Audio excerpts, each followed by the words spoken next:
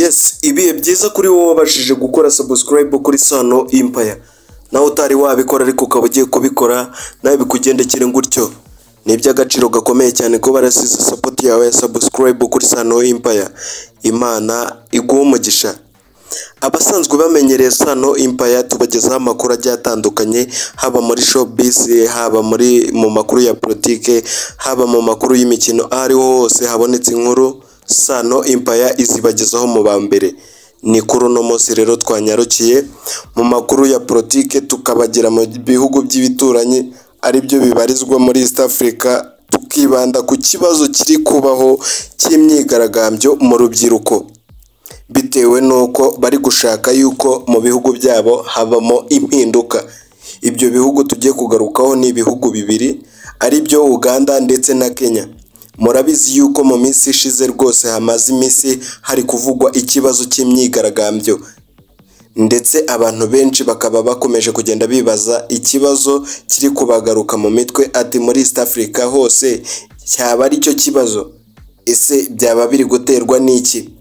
Ibyo bose bari guhurizaho ni ruswa iri kumunga ibihugu byabo, ndetse n'imikoranire mibi, ndetse n'izamuka ry'imisoro n'ibiciro ku masoko, ku buryo buri umwe ari we wese atari kubasha kwibonera ibyo kurya cyangwa se akazi ngo abone imibereho yo kubaho, bitewe n'uko imisoro irahanitse, ndetse n'ikindi aho gukura haragoye, bitewe n'uko kugira ngo ubone akazi ari ibibazo biteye ubwoba, no kwihangira umurimo bitewe n'imisoro bikaba ari ikibazo cyugarije urubyiruko, bitewe n'uko urubyiruko rwinshi nta kazi rufite, kubera yuko ikibazo cy'amaruswa cyagiye kimunga ibihugu byabo.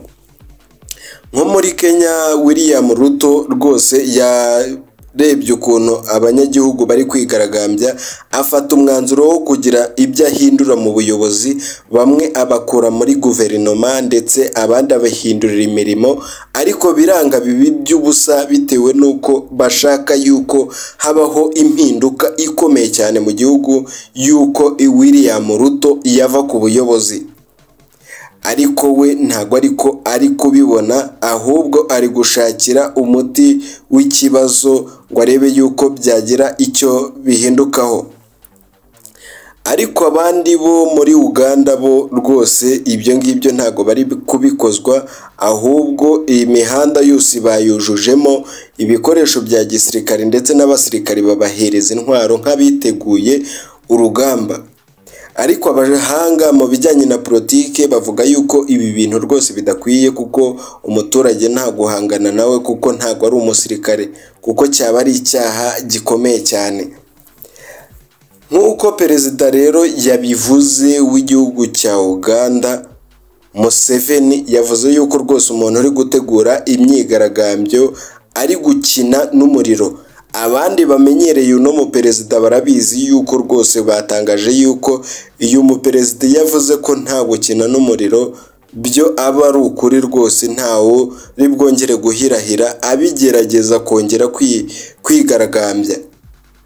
Ndetse uyu muperezida bavuga yuko ashobora kuzasimburwa n'umuhungu we, bitewe n'uko uyu Museveni ayoboye imyaka 40 iki gihugu cya Uganda, ndetse abantu benshi bakaba bavuga yuko rwose iki gihugu nta demokarasi irimo aho ngaho.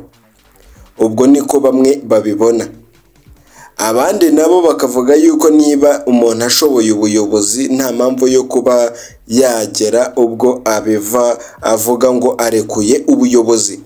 Ariko abandi nabo bakomeza bavuga yuko mu gihugu cya Uganda nta gusanura ibikorwa remezo, ndetse ibiciro by'ibiribwa bikabazamukiraho. Ikindi akaba hari ikibazo yuko bitewe n'ubuyobozi bubi, ibikorwa by'ubuvuzi nabyo biri kugenda muguru ntege, batari kubona ibikwiye mu buvuzi bwabo.